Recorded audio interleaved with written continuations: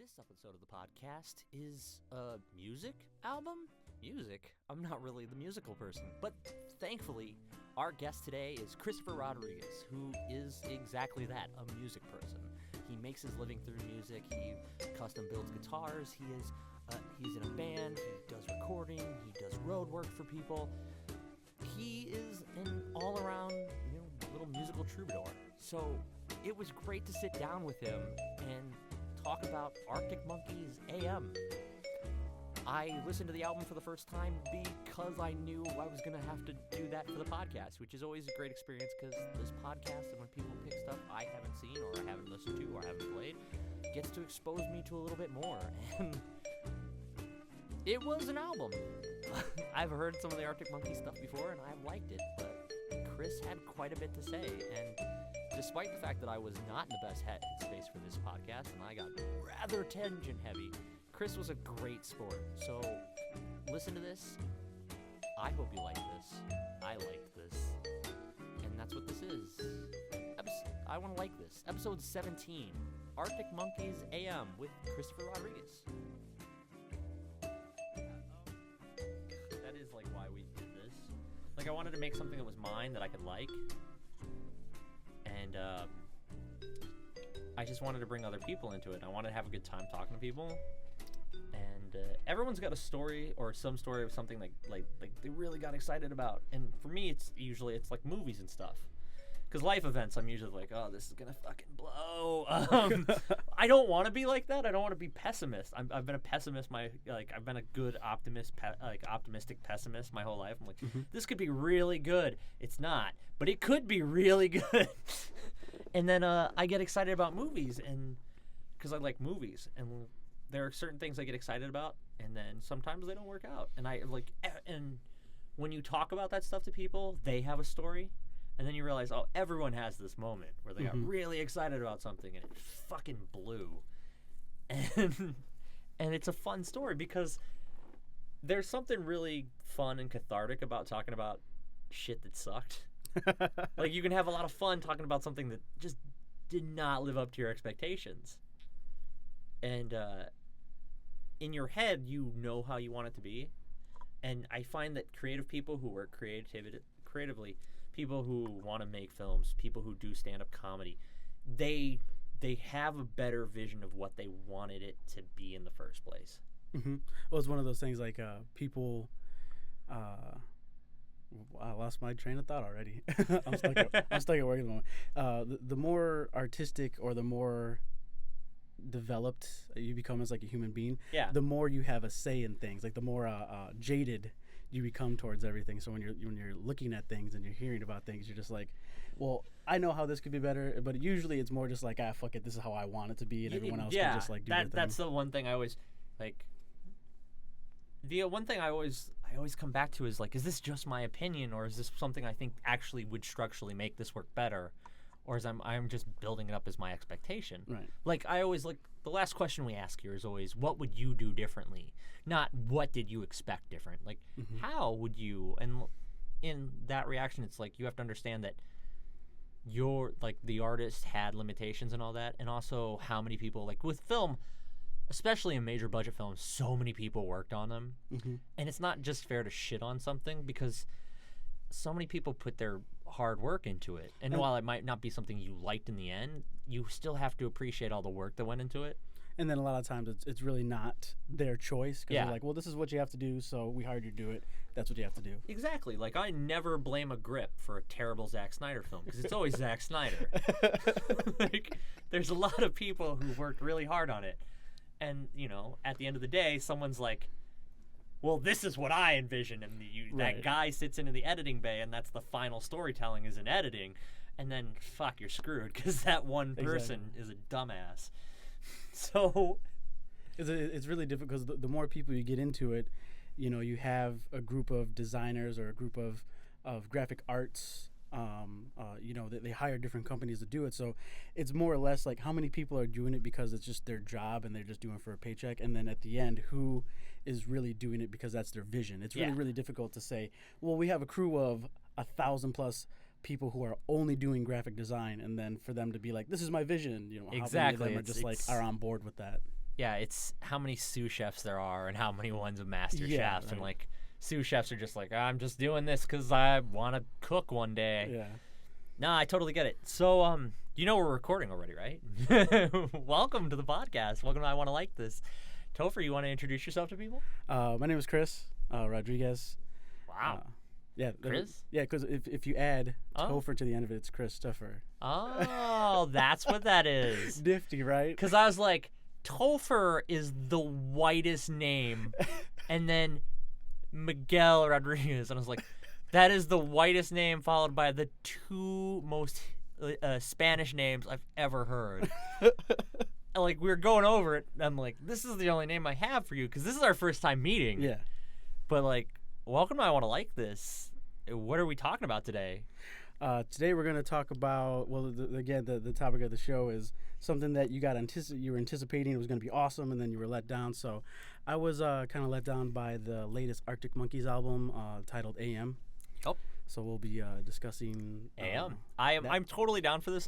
This is the first album we're discussing on this podcast. We've discussed mostly movies up until now and one video game, which was just my friend Ian ranting about how much he loves Sonic and how much Sega killed him.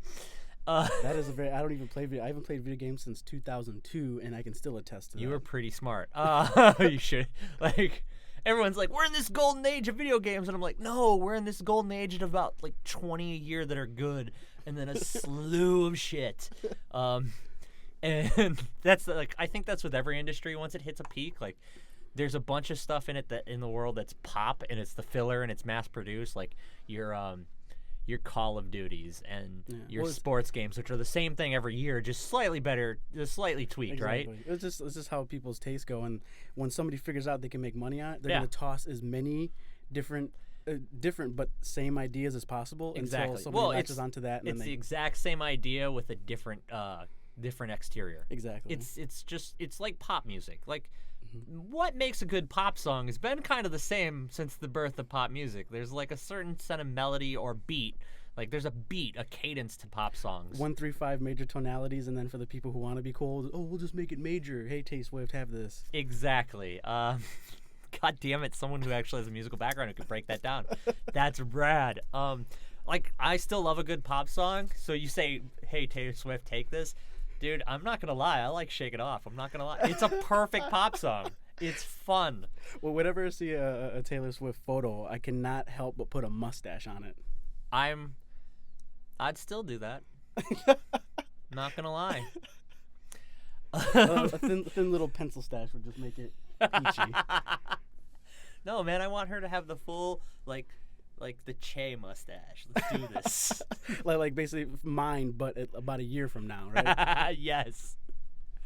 Or like the old Warner Brothers caricatures of Mexicans back in the day with the sombrero and the crazy ass mustache when everyone was racist in cartoons. Oh, so insane. I remember I asked my friends, like, how come people's interpretation of Mexicans is sombreros, burritos, tacos, and mustaches? And then I was like, wait, I had this tacos curly earlier. I have a mustache, and I legitimately have a sombrero when I got from Juarez when I was down there visiting family. What, you know what the funny thing is? You are saying that, but you have a sugar skull like troubadour with a sombrero and a burro on your arm tattooed. Yeah, it's my Dia de los Muertos with the sugar skull. I love it. Right in the burro. It's really rad. You have a little burrito and yeah, fun thing. Yeah, exactly. A lot of people don't realize burrito means little donkey. Yeah, exactly. That's why you can pack it with as much stuff as possible, and you'll have your fill for $5 or less, depending on where you're at in the country.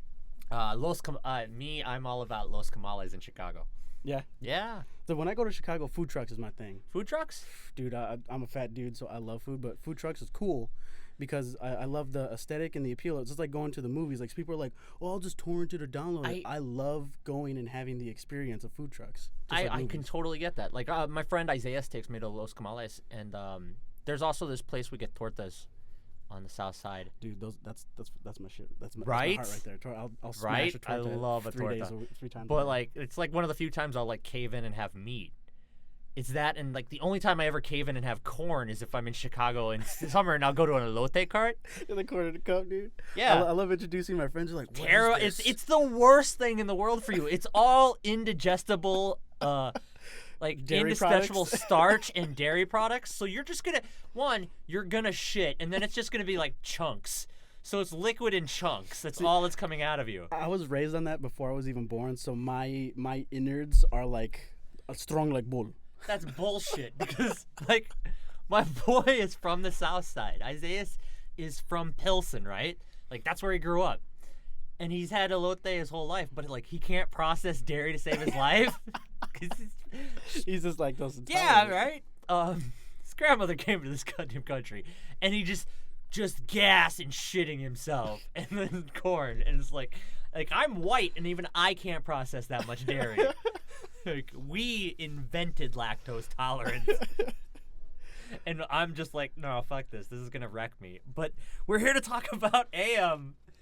Yes. By the way, I listened to the album. I'm not the biggest Arctic Monkeys fan. I don't hate them. They're cool, but they're in that group of indie rock that came out at a point in time, and there's bands in it that I like that I got affected by at the right time. But mostly I grew up like I'm a little punk rock kid. Right. Like Well, I cut my teeth in metal and hardcore. That was my main thing. Well, And that too. At first, I remember seeing the Arctic Monkeys, and the first thing I saw about them was I worked at a guitar store in town, and they had like all acoustic guitars, and they all looked like little British dudes, and I'm like, oh, these guys, cool, little fop little bastards. jag-ons. Yeah. So I didn't like it, but then like they started developing, and then I started listening to it, and I became a real big fan of it, and they definitely have a really unique like British rock sound that kind of came from that almost like poppy. You could tell they were like thing going on. pop in India, and everyone wanted to be like, oh man, we're gonna be the next Oasis. Who from Britain doesn't want to be, Gallagher, the one who did? Dude, I still want another Oasis. I'm always waiting for the next. But then again, I'll listen to like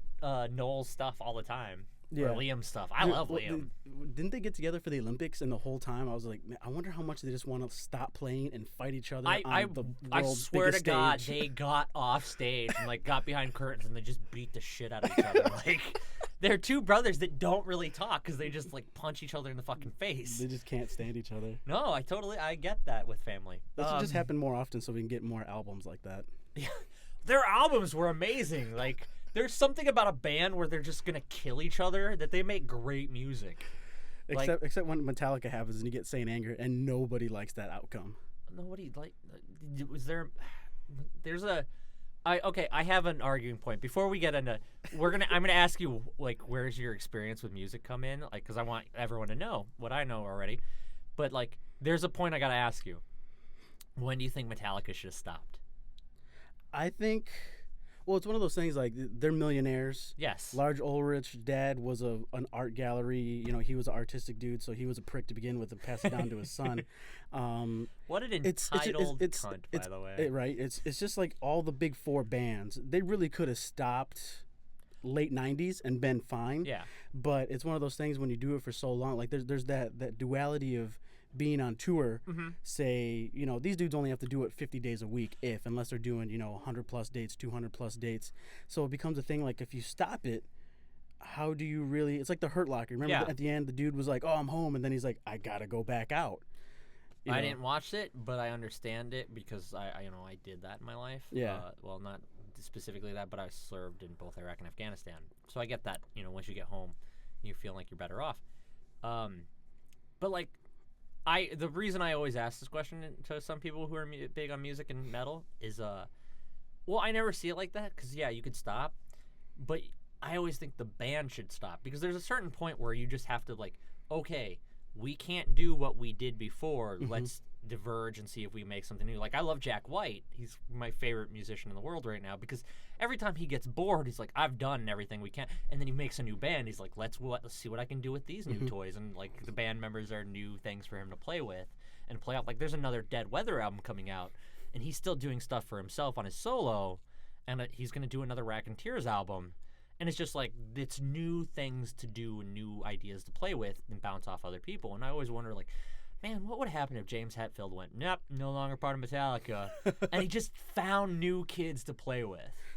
People would still buy it. It's just look for that voice. Like just look at Megadeth. Like my buddies and I will joke. It's like not Megadeth. It's Dave Mustaine has hired goons. For who is ever doing it. Like or right Guns now, N' Roses. They all had to like right now they're still. I don't think they've announced who they have on guitar and drums yet. And then Slayer just got a new drummer. Jeff Lombardo's like out there like, oh hey, somebody pick me up, guys. And then even like bands like Dream Theater, Mike Portnoy and I went through 3 different bands, and then now who knows what he's doing. He's probably just producing stuff because he can still make money because he's a fantastic drummer. But to answer that actual question, they should have stopped, if I had to have picked, probably like 2002. So basically, like if they would have no, not 2002. When did Death Magnetic come out? Was it? I would have stopped before Death Magnetic. Because I thought Death Magnetic was a very good album. It was dynamic. It was heavy. It had some good thrash riffs. I enjoyed it for what it was, and then the music video was cool. So I was like, all right, they redeemed themselves. They can go out now. If they would have done it at St. Anger, that would have been like I wish they would have stopped after Reload. Because that's Fuel fine. is an amazing song. Like everyone's like, Reload sucks. Fuck you. Fuel is one of those like the best like just in your face anthems they ever did, next to Seek and Destroy and Ride the Lightning. The older I get, the more I like those albums because I'm like, yo, King Nothing's got some good riffage in it when I listen to that. And regardless of like how corny James Hetfield might have been with like the lyrics and then like his voice, that riff is still pretty damn heavy. Right? When you hear it, Jason Newsted was in the band. Even though I still love Robert Trujillo as a bassist because I think he's awesome. Yeah. And he has an awesome documentary coming out by one of my favorite musicians, Cool. Jaco Pastorius. Oh. So he's very involved in what he does. That's the first time I've had a conversation where someone brought up that name. I mean, I'm mainly a bass player is my forte. Okay, that makes sense. Oh, well, you're a bass player, so that gets into like what your background is. You're a musician. Yes. Not only are you a musician, you make a living fixing instruments, so you know the technical side of recording and actual instrumentation. Yeah, I play guitar, I play bass, I do drums, I sing, I teach music theory and composition. I also teach all the instruments that I do play. I'm in a band. My main income, what I do for my 9 to 5, is I build and repair instruments. And I also do that at a home business. I work at Guitar Center is my main shtick. And then I also tour as a guitar technician whenever bands hire me on. So I'll go out for however long they need, do that type of thing. You are more than qualified to have picked an album. I am not necessarily qualified to talk about this. Well, it's one of the things like we talked about. Like, I am extremely jaded and extremely picky. Whenever I hear something, I could hear it once and I could tear it apart. And it could be in a positive or a negative way. And it'd be like, yo, this sucks. And I'll throw it away forever because, like, again, we talk about the sous chef. Like, the head chef could taste it, be like, you're stupid. This is the worst omelet I've ever had. Bye. Like, her producer hears you for the first time. You're like, I'll put on my producer, this is the other shit, you must leave now. Things like that. So, but it's cool to talk to. I enjoy talking to people who don't have necessarily the same background because then totally I can get. Somebody can tell me, actually, I think you're wrong, or like this is this way. So it's pretty cool when I can do that because talking with like-minded people gets. Opinions, and I like hearing things. Yeah, well, I always like different opinions. That's why I like some of the podcast people have picked things that I loved, and they're like, "Let's talk about why this is wrong," and I'm like, "You piece of shit."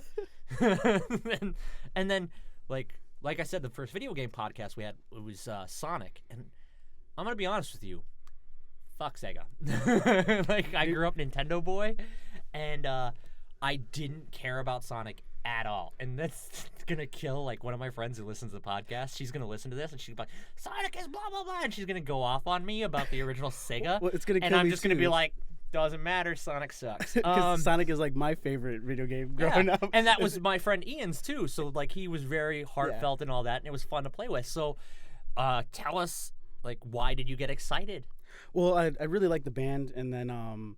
when I really got into it is when I heard the single Brainstorm, and I was like, yo, the instrumentation is sick. These dudes got really good tone. They like fuzz.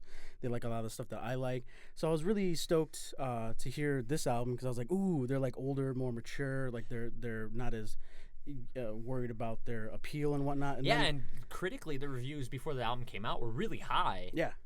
And like the first single they released is really a solid single, and they added keyboards and piano in the album that they hadn't been, because I tried to listen to the one before it, and there's a lot more in the instrumentality aspect that wasn't there in the previous ones. Hey, that's what I was super stoked on because like, what are they gonna do now? Like, are they gonna You know, there's that double-edged sword. Like, well, are they going to go more experimental, or are they going to dial it back and try to, get a cool Pitchfork review? Oh, it's minimalistic, because that's what I feel like Pitchfork loves for some reason. There are bands that pull off minimalistic really well, and there are bands that just do it because they don't know what else to do. Yeah. Like, they don't have there's bands that don't grow. Exactly. They don't, and they stagnate. And there are bands that grow, and some of the bands that stagnate are fine because people are fucking stupid and they fall in love with a band at a certain point in their life and they want that band to be that their whole life. Mm-hmm. And then there's people that keep evolving and keep changing, and people get mad about, oh, you sold out. No, they grew up. Yeah. Just like I always talk to people, musicians and artists, you're in a relationship with them, even though they don't know it. You don't realize it at full. You're in a relationship with them, and it's just like any other relationship. Sometimes you grow apart. Like you didn't grow in the same way, and I think that was the problem with me and Green Day, because I don't like American Idiot at all. Right. You know, from punk rock goes to just being whatever rock and roll. Yeah, and I never take it away from Green Day. Green Day's still an awesome band. They deserve to be in the hard rock, the Rock and Roll Hall of Fame. But there are bands like that you just split off with, and then people get so jaded because it's not what they want. So it's, you sold out, they're this, they're that. Like the Metallica thing. Like I could say, I wish they quit after Reload. And the reality is they make more money than everyone in this room times 500,000. Yeah. So we could just hate on them all they want, but in the end, they're successful, they're famous, they're making money. They make enough money to launch a federal lawsuit against the website. Oh, that website still exists, right? I think it does. No, I'm getting a head shake. No, that Napster doesn't exist anymore. I knew they went to a pay subscription site at one point, and then apparently they came died. out and was like, peace. No, I think iTunes was the death of Napster, and then Spotify is becoming the death of iTunes so much that they made their own Spotify. Exactly. So I got really stoked on the new album to hear if they were gonna do something. What unique. The development was going to be. Yeah. And that's cool. And so before we go on to the next part, because the next part is the question of why, we're making a full acknowledgement. This is your opinion. Of course. And maybe you didn't grow with the band, though, like you guys grew apart. Like they went a different direction than you would have gone with them. Right. And I'll note that I do think the album is decent. Like I did like it. I didn't don't hate it. fully hate it, but it's something that I thought was lackluster. I thought it was something that was kind of cheap, and that like you hear a band like, oh, we got cool stuff, we're going in the studio with the sick producer, this that, we got a budget, and then it's just not that. And you realize you'd be like, you could have done all this like at home. and it'd been okay. There's a lot of bands try to build it up, and that's fine because that's part of their PR. That's what they have to do. They're selling a product at that point. Exactly. And that's what you are as a band. A lot of people don't realize, like, me myself playing and touring and being in bands for exponential amount of years, so forth, still playing. It's something that's so much a part of me that even if I wasn't doing what I exactly want to do, it would still be better than working at some stupid desk job or something that I wasn't, necessarily wanted to do. I completely understand. I'm in the industry, so that's fine. Yeah. And, people don't realize, like, you have to, when it comes to it, you still have to bring home a check. These dudes have families. Well, that's the thing. Everyone talks about art, and they don't realize that art is still a commodity. Like, it is an expression of who you are at that moment. It is something you put out into the ether for yourself to get it out there. But it's also something you, in dream, can make a living off of. Like, right. It's one of those things that I can elaborate on. Like, I'll bring in Rush because all life's journeys can be responded back to Rush. I am 100% behind you. And it's like, the experimentation that they went through, and everybody hated them at first. People still hate them, and they just went through so many different weird people phases. People hate them, but they love Cheap Trick, so fuck people. Yeah. The weird, super aesthetic from the 70s and then going on to the 80s and just, not doing bass at all, really, and just doing synthesizer. So a lot of people are like, well, I love this band, you should do it for me. I hate it when bands are like, oh, we're doing this for you, everything is for you. To me, that's a cop-out. It's a cop-out. Like, I write music for me, and if you don't like it, fuck you, somebody else will, that's fine. 8 billion people on this world who... Van Gogh didn't paint for fucking anybody. If he did paint for anyone, he would have looked like one of the Romantics and not fucking Van Gogh. He painted for him. And, like, everyone's like, everyone wants to be like, oh, the starving artist is where it's at. No, every starving artist wants to fucking make a living with their art. Exactly. Van Gogh would have never been unappreciated or starving in his lifetime if he had the fucking choice. Like, Van Gogh would have been loved, and he probably wouldn't have killed himself then. Yeah. There's no, like, great moral integrity of the starving artist. There's either people don't get what you're doing now and they'll get what you do later, or you're a hack. Exactly. There's probably a reason you're starving. And that's okay. So that's just so we get the clarification that we know that this is our opinions, and no one's gonna be like, oh, he shit on AM, he doesn't fucking know what he's talking about. Calm your fucking horses, calm your tits, leave a comment in the section below. I might respond. Whatever. I'll respond in math. So and we'll be fine. We could totally debate this in the comments below. But for right now, this is about you and your opinion.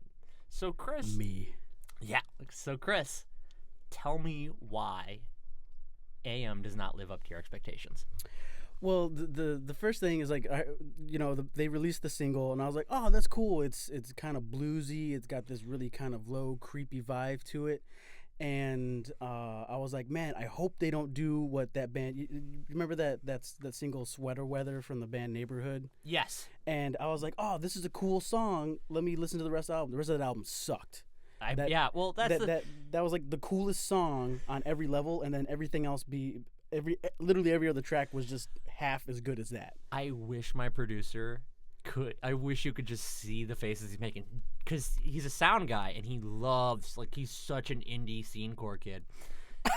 He really is. He really is. He was that kid. He had the emo hair and everything when he was in high school. I can see that he has the X right there. Yeah, no, I got him into straight edge, and then I just totally went, nah, I like Scotch now. Well, see, I am still straight edge and vegetarian. Nice. So, and I have been from the. That's from us. the We're both vegetarians. I was straight edge from like day one, but nice. I got drug access free tattooed on my toes. I was a little kid who loved Minor Threat and fucking Fugazi, and like I grew up loving punk rock band H2O and.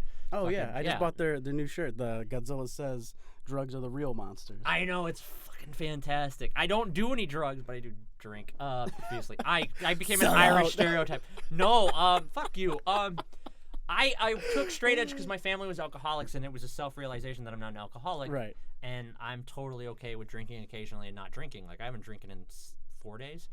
It doesn't matter to me. But if I'm out and I'm with friends and like I'm a stand-up comedian, there's drink requirements. You should pour some scotch in that drink right now and make this real interesting. I don't have scotch right now. All I have is whiskey at home. It's really depressing. Rough. Scotch is so expensive. And I'm so poor. And I like expensive scotch. Like, I'm not a cheap drunk. I'm a really classy, expensive drunk. Except for Guinness is pretty cheap nowadays, which is nice. But, okay, so back to AM. Sidetrack. Yes. Yeah. So when I heard the single, I was like, cool. So I wonder what's gonna happen next, because like I've kind of known that they're a dynamic band. They can do a lot of stuff. They're good musicians. Their rhythm section is utterly insane. They're just high energy, high voltage. But and then I bought the album, and I bought it on iTunes first because I didn't know if I wanted to get the vinyl, because I have a vinyl collection, but I only buy stuff like that I really, really want in my collection. Like, this album rules, the artwork's sick, the vinyl is rad. So I got it. That's why I'm about Prelude 12, it's December Underground from AFI. I have the clear vinyl collection. It's fucking awesome. Sick. I've never listened to it. It's just fucking looks awesome. I got an original pressing of, what album is it? Well, I can't think right now. Oh, well, an older one that I like. But yeah, AFI rules. So, and then I listened to the album front to back, and then I was like, there isn't much substance there. It was exactly what I thought it wouldn't be, or exactly what I thought it should not be. And it was slow, really low. Like, the dynamic was not there. Like, I could literally listen. Me to sleep twice. Exactly. Like, I can listen to the whole thing and be like, well, nothing changed. Like, the key signatures didn't really move at all. Like, the first note on the first song and then the second song, which is the single, start on the exact same first note. Yeah. Which is crazy. And then after that, track 3 and track 4, the tempo change, if I calculate correct, is like 15 BPM lower. slower. So from the first to the fourth song, not much changes at all. And the only thing that did change was really the guitar tones. Yeah. Like, they used Do you know what it effects. sounded like to me? What you got? Sounded like a Black Rebel Motorcycle Club album on ambient. Yeah, a lot slower with not nearly as many cool minor tonalities to it. Yeah, it was just like, oh my god, I'd kill for 6-barrel shotgun right now. But yeah, nothing happened. I listened to it. The dynamic wasn't there. There really wasn't a lot of volume change. Like the vocals, everything about it was really the same. And even when the guitars did change in tonality, you know, they definitely love effects just as much as I do. Fuzz, vintage stuff, older stuff, you know, to get that kind of dirtier that gravelly sound. feel. Yeah, because like, they've never really been a clean sounding that band. has resonance. Like Yeah. that's one of those things I love about the White Stripes. That's one of the things I love about Jack White is he loves vintage gearboxes. Like he loves putting it through those old things and finding new ways to use old sounds. And I love that because there's a feeling there that's not so synthetic. And synthetic's fine if you're running a band on mostly synthesizers. Right.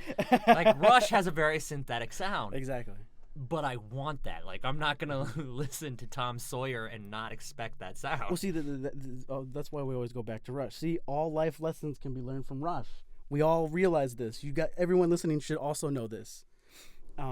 Is that those dudes played a lot of old gear. You know, they played like vintage Gibsons. Well, they were new then when they were playing them in the 70s, but now they don't play with speakers on stage. They play the craziest speakerless rigs that look like R2-D2. So they've evolved as being a band, as evolving with the gear and all that. But you know, that's the opposite of say somebody who goes back. Jack White literally made this specific Silvertone amp. I think it's the 1550. Worth $1,200. Before you could pick them up for like, I don't know, $300. Nope. And you know, now people are making pedals that sound like that because everybody wants that sound. I gotta pawn this amp I have. It's this old PV tube and bulb one, and it's like it's in really good condition. I'm sure I could get it somewhere, but the wires are a little bit stripped. But it's just this old vintage thing that my grandfather used to play in bands in the 70s and shit. And I'm like, God damn it, Jack White's gonna make me goddamn pay a rent bill. But yeah, there wasn't anything that I felt like. Again, you said you sleep. Like I could probably stack all those songs, and it'd probably all sound kind of the same. They do. It's very monotonatic. And then what sucked is the single was the best song on the album. It was like the fastest song on the album. You know what it is? That this album suffers from what a lot of modern day movies suffer from. Like singles are the previews, are the theater previews of the music world. Exactly. Where it's like, we're gonna give you the best thing, we're gonna give you the best of this entire album, and then you're gonna it's gonna make you buy the album, and then you're gonna be like, well, it's like no wonder the record industry dies and people buy singles because no one wants to buy the whole album when you give the best stuff as a single. If people could write albums, like write a single the way that Mad Max Road Fury had their dude, I would buy that album 4 times over. You know what that album is, right? I don't yet. No, it's Night at the Opera. Like, they're not my favorite band in the world. They are not even in my top 5 favorite bands in the world. Queen is, but I will argue that Queen is probably the greatest band that ever played. You know, side note before we continue on, if you guys don't know, Brian May is actually an astrophysicist, and he was actually, they talked with him about the mission of the Voyager satellite that shot the images of Pluto. They actually talked to him to help them out with that. Very interesting thing if you didn't know. You want to educate people who don't know who Brian May is? I mean, they know who Brian May is. He still plays the guitar that him and his dad built, but he actually quit school for his master's degree in astrophysics with the study of asteroid dust to tour with the band. And then 33 years later, he's like, you know what? I'm gonna finish my master's and then do my thing. And then, so how many rock stars can say, oh, yeah, I have multi-million platinum albums, diamond albums, whatever. Plus, I'm an astrophysicist, so, fuck with me. That is a big swinging cock to lay on a table. For real. Especially when your band name is Queen. That takes some balls to have a band name like that. This is my science dick.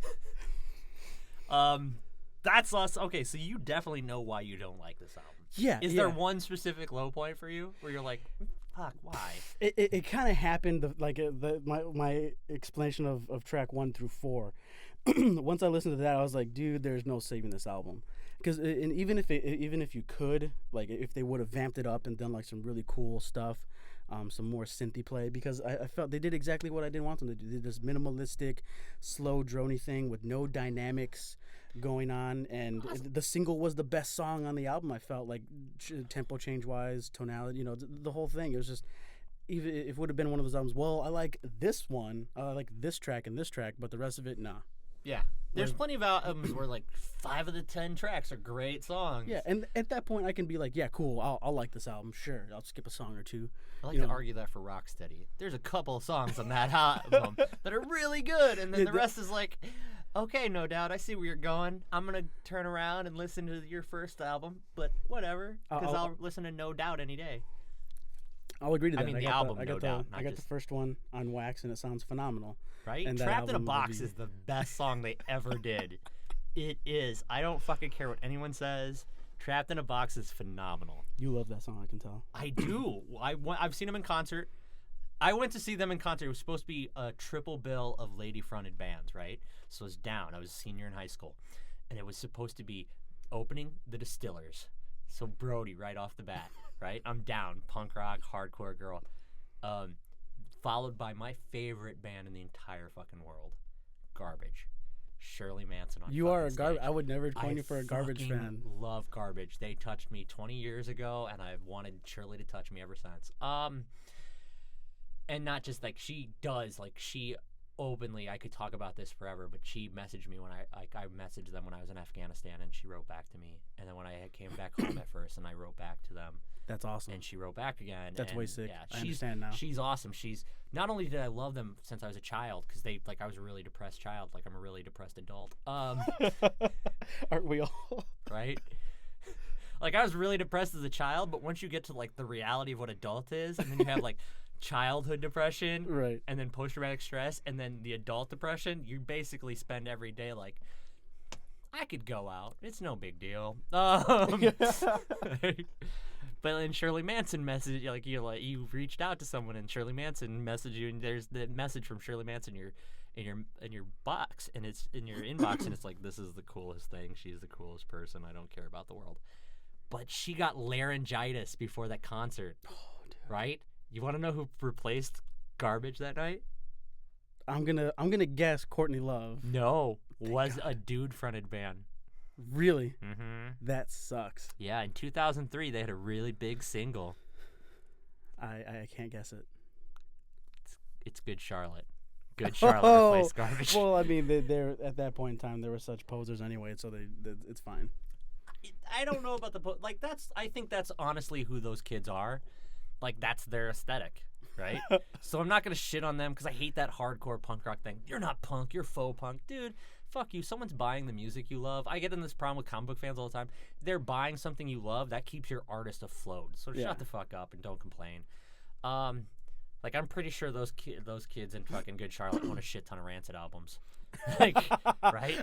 I want a Bad Religion tour as well. Ooh, yes. But yeah, so like that, and then Gwen came on, and Gwen was a fucking pistol. Like they were promoting Rocksteady, but like Gwen, they played Trapped in a Box, and there's all these tweens and their moms on the ground, right? And then there's like me, and like I was hardcore just fucking throwing when the Distillers were there, but no one was barely in the floor because no one knew who the fuck the Distillers were, and none of those moms and their daughters were prepared for the Distillers. So like Brody's just screaming for Sing Sing Death House, and she doesn't have the mohawk up. She has like, she knows what she's in for at this point in the concert tour. Like she did this because Gwen asked her, and it's Gwen Stefani and Shirley are like, come on tour with us. And if you're the Distillers and Garbage and No Doubt's like, come on tours with us, and you're like, fuck yeah, let's do this. But she's got this. It's hot as balls in the Allstate Arena, right? And she's got a fucking stocking cap pulled down to her nose. She's not making eye contact with the crowd at all.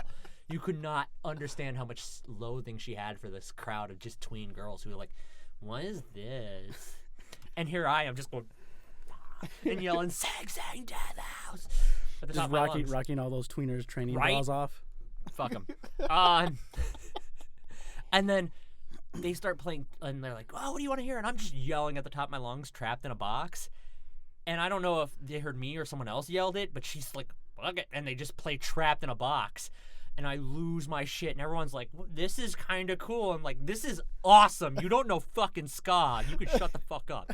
This is awesome. Give me this No Doubt and like boss tones from Let's Face It, and we're good. We're sound as a pound." And it was rad. And like, I like music, so it's cool to talk to someone who knows music, because I don't know music. I'm not a musician. I just like shit. And that's it. I just like things, and I totally skipped out what you liked about this album. Like, we skipped that question, but you pretty much have already said it. You like that first single. Yeah. I liked a lot of the sounds they got from the guitars. I thought that the drums were recorded very well. I didn't really look too much into how they recorded it and a lot of the gear that they do, which is like, I'm a nerd, so that's like one of the things I do. Like, well, with what'd your you guys job play? and What'd you do? You know, with your professions, you could tell you're Yeah, kind of a but music nerd. again- Like, I'm a movie and comic nerd. Yeah, exactly. But like, I didn't like it enough to delve in that far. You're like, Like, I'm nope, pretty sure. I don't even fucking care. I'm pretty sure they just had a slew of Fender guitars, some old tube amps, and a bunch of stuff. I didn't look into where they recorded it, what type of mics, who was the engineer that they were using, that type of stuff. But I did like some of the sounds on it. But the only problem, they kept the sound the whole time, and that sucks. Yeah. Because, like I said, there was such a dynamic, such a powerhouse band before. Yeah, I listened to their first album, and it is like, it is exactly what you said. It is dynamic. It is kind of it's polarized in different areas. It shifts. There is a shift in it, and there's no tonal shift in this album. No, it's bland. It's like if you're eating what's the blandest cereal we can think of right now? Like, just the bargain brand cornflakes with like No. skim milk. Walmart Cheerios that taste like cardboard. Okay, That's it. I haven't done that because that sounds like death, so we'll go with that. With like skim milk that's expired by like a day, and you're like, man, this sucks. Like, I wish this could be cool. Haha. It's cardboard and water. I wish this could be cool. Oh, that's a great way to describe it. Like, I think we all I can understand the idea of not wanting to look into something, because I love movies, so I love looking into production credits and all that. But then I see something that is supposed to be the big thing, like Avatar. Yes. And I watch it, and I'm like, well, you spent $1 billion to retell Fern Gully for 3 hours. Or Pocahontas, however you No, wanna go. it's straight up Fern Gully. Bulldozers, the whole nine. Watch Fern Gully and go, oh no, if I digitally animated this to be giant bulldozers with people in tiny cockpits and blue people instead of fairies, and, he hair fucks a bat instead of talks to Robin Williams, it is exactly Fern Gully. Oh, what a great movie. Nobody else saw that. They hair fuck everything. The only reason the females have tits in that movie is because James Cameron's like, oh, it looks weird without breasts on the females. No joke. He put breasts on the females because he thought they were less aesthetically pleasing as females. There's no reason for the Na'vi to have breasts. They don't breastfeed. Like, you thought about this a lot, because I remember after the movie I was like, did that one scene get you a little hot and bothered, or was I no, the they only hair one? fuck. They have hair penises that they connect. Like, boys and girls both have the same kind of genitalia hair pieces, and they put it in everything. They fuck everything on that planet. It's kind of like Earth. You ever seen earthworms mate? Not that I've looked into that, but I'm really into science and stuff. Yeah. They just clamp together, Yeah. where that smoothing is. I thought, I was like, man, they're earthworming right now, Yeah, everything. they are, but they don't. But earthworms don't fuck trees. I thought it would have been cool if they just Or would have done telekinetic stuff. He raped a giant bat into submission. He jumped on it and forced himself on that bat. That's rape. He committed sodomy on an animal, and he's the hero. At least like here on Earth, on the realm of reality, when you steal a golden eagle, you let it go after a certain point in time, and it kills for you, and that's a massive bird of prey. It's got a wingspan of 10 feet. If you've never just YouTube golden eagle and watch them take goats and throw them off 1,000-foot mountains. It's awesome. It's metal. That's the most it's metal metal thing. as fuck. It's more metal than Death Magnetic. At every level. It is exactly. It is Death Clock from fucking Cartoon Network. Yes, it's a river of Adult Swim. blood, except it's just eagles tossing goats off of mountains. Yeah, and yeah, but that's like, but there's the thing. I know that everyone loves that fucking movie, but that movie's shit. It's a terrible story. It's bland storytelling. It's just drawn out over high effects. I don't care how it was made. I don't care how many people busted their ass for it. They're all skilled technicians. I have no doubt that they're all skilled technicians. It looked cool. That was about it. Yeah, and that's it. I have no doubt that all the producers and all the equipment and everyone who worked on this album was talented people. Exactly. But it's just not enjoyable. It's just kind of like when people are like, "Oh, Rick Rubin's working on this new album." I was like, "Dude, he's so old and he's done so many good albums that at this point in time, it doesn't mean that it's gonna be good because that dude could just can go crazy now because he's a multi-millionaire." Also, he's got nothing to prove and he's got a name, so people are always gonna come back. He could have a flop. Out of all the successes he had, he can have a complete shitbag flop. And people are still gonna be like, it's fucking Rick Rubin. Yeah. It's not like producers like, well, I'm gonna go back to garbage. When Butch Vig and Duke Erickson and Steve Marker, they produced Nevermind. Right. That was just a jump. Like, everyone's like, well, you're gonna trust these guys from Wisconsin to do the Seattle sound? Huh? And then they wore the same amount of flannel, so it's all good. Well, yeah, but that's a necessity in Wisconsin. Like, I grew up in Wisconsin, I know. Yeah, so they trusted these boys from Madison, and they made this awesome album. Right. Like, that album defines Nirvana. Mm-hmm. Well, that and, Kurt Cobain shooting himself. But that's it. That's not a joke. That's honest. Like, those are the two things. Like, Jerry did the drum roll thing to make the joke. Da-dum-tsh. But, like, I wasn't making a joke. Those are the two things that define Nirvana. Unfortunately, it's not, Dave Grohl's amazing drumming. Because Dave Grohl is an awesome drummer, a fantastic frontman. He was good for the band and what they needed. Like I like Dave Grohl more on drums, more so than I like him now on guitar. Because that first Foo Fighters album is gold. The first two are just fantastic. Okay, because I was gonna be like, you're gonna say something bad about the Foo Fighters, we're gonna have a problem. like now it's just like again like he doesn't have anything to prove. He's just a dude being his thing, being a dad. He's dad rock now, which is that's fine.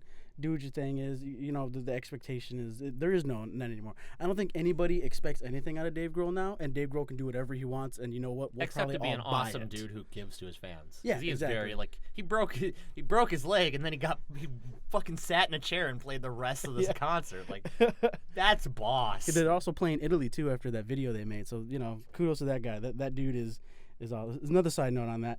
There was a really good interview with him with Dave Grohl, and they're like, Dave Grohl, you're like one of the greatest rock stars right now. How do you stay so humble? He's like, my kids don't give a fuck I'm a rock star. I come back home and they're like, Dad, get me a milkshake. And he's like, okay.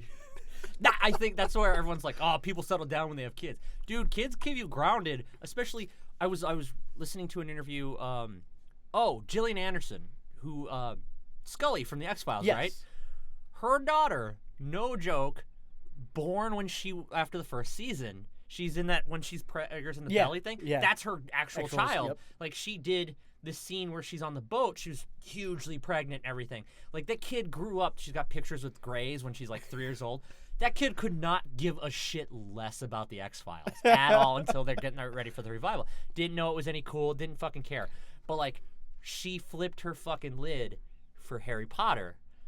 And, like, Jillian could, like, can you get us on the set for Harry Potter if you're so big? And, like, that was it. Like, you're no shit because you're not on Harry Potter. And then, like, that's like, oh, there's always something more you can accomplish. Someone who knows you is like, yeah, but you're just fucking mom. Until you do something like that, I don't fucking care. And, like, that's the cool point. Like, one day Dave Grohl's kids are going to look back and go, oh, he should have just beat the shit out of us. He was a rock guy. Like, Ike Turner didn't take that shit from his kids. I saw you call out a dude on stage. Right? And, like, that's, like, one of those things where it's like, I'm glad I'm not going to have kids because then I could just let people be like, you're really funny, and not have, like, well, actually, I have my sister. My sister's 14. She goes, yeah, you're funny, but get a job. That's funny. We have one final question then, right? Yes. How would you have made this Arctic Monkeys? If you were the producer, you're sitting in the booth, and you got to talk to the boys. How do you make this Arctic Monkeys album better? If I was the producer of that I feel like there might have been a moment in there where they were like, yeah, this is all awesome. Let's just keep doing this.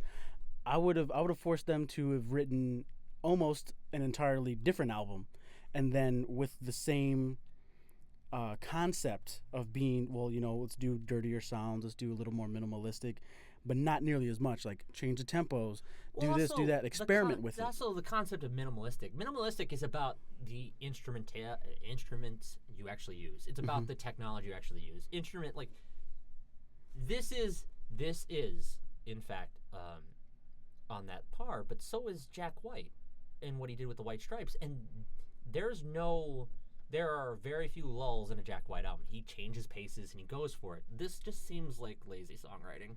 Yeah, it was. I would have made them do almost an entire album that would have been faster, right? And then see what works better, and then maybe find a middle ground for it. I would definitely have changed the dynamic of the album. I would have made certain parts louder, certain parts softer. It's just like when you're watching a movie and the whole time everything is the same level and nothing really gets hyped or brought down, and you're just like, I didn't feel anything that whole time. Like, it would have been cool if there would have been a much bigger dynamic with the drums. I thought that the rhythm section was super dumbed down. Yeah. And that's the one thing that I love about the Arctic Monkeys, is that the rhythm section is just so relentless and punishing. And it, not meaning in a fast or a heavy way, but they're definitely forefront. And I felt like the main focus the whole time was just on the vocals, and the vocals were lazy, and his range didn't go anywhere. Yeah. It was like he just kept the same scale. I was like, oh, let's do this. Well, it doesn't feel like they saved anything. There's nothing. A lot of times when you structure an album, you structure it like an act, like a play. And there is the moments where you take off with the band. Like, you see them, and it hits. That first note's hit. And then you go down before you can come up, and then go down in one last pop.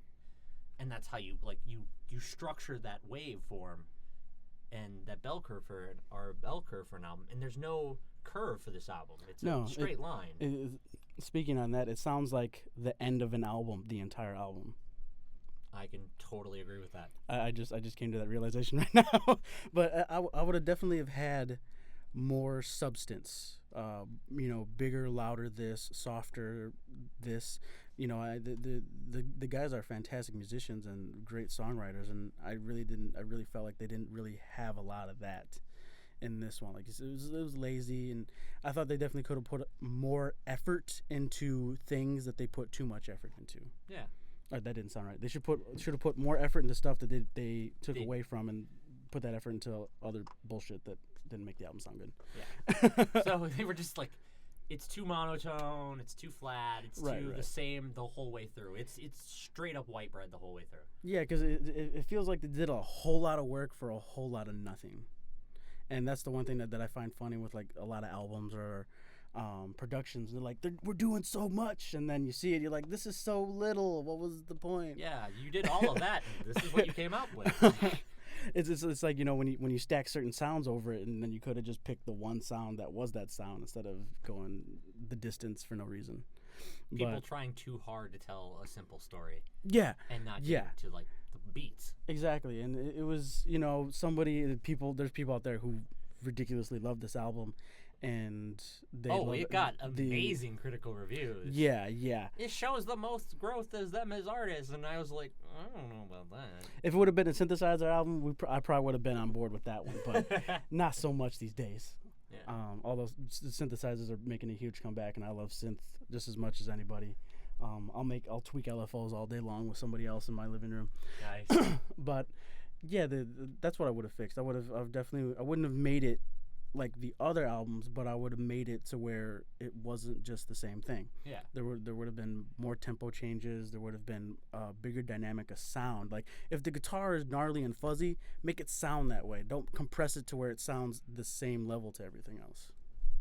And I think that would have made an album that would have been interesting to listen to start to finish. Still, you can still keep the single on the album and some of the other stuff going on. Oh, yeah, the single. Change it up. That's all I really wanted, because the whole time I felt like nothing was changed. I totally agree. God, Chris, you've been an awesome guest, and thank you, because you really brought something to this that I could not bring to this podcast. I mean, I went off on tangents because that's what I do, but like, you seem to riff on it pretty good.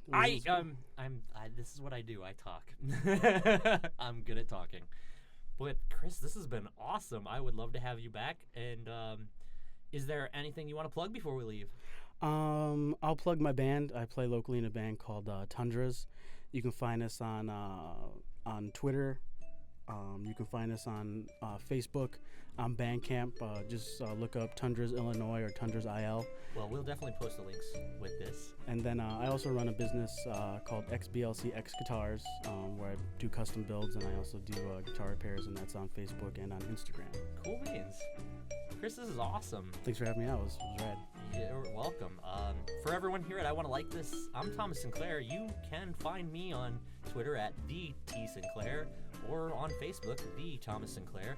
You can always find I Want to Like This on Twitter, on Facebook at I Want to Like This. We'll have a Tumblr up soon. And yeah, have a great day.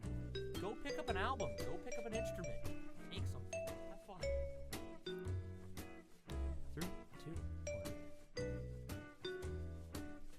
3, 2, 1. And there you have it. I Want to Like This. Episode 17. Arctic Monkeys AM with Christopher Rodriguez. Chris was a great guest, and I thoroughly suggest that you all find him for any custom guitar needs. Maybe look up his band if you like hardcore metal and thrash. It's pretty rad. Or just look him up if you need expertise or sound advice on sound advice. That was a terrible pun. I would apologize, but I really like the idea of sound advice on sound advice. Our producer, Jerry Gossett, is giving me the dirtiest look, but he's still trying to fight back a smile, so I'm kind of okay with that. We here at I Want to Like This would like to thank Conveyor Studios for once again allowing us to use their booth. They're a great little studio and born and built in Rockford, Illinois. Please check them out online. And of course, check us out online on Twitter, on Facebook, on Instagram, on Tumblr at I Want to Like This. You have a great day, and you know what? Have a great week.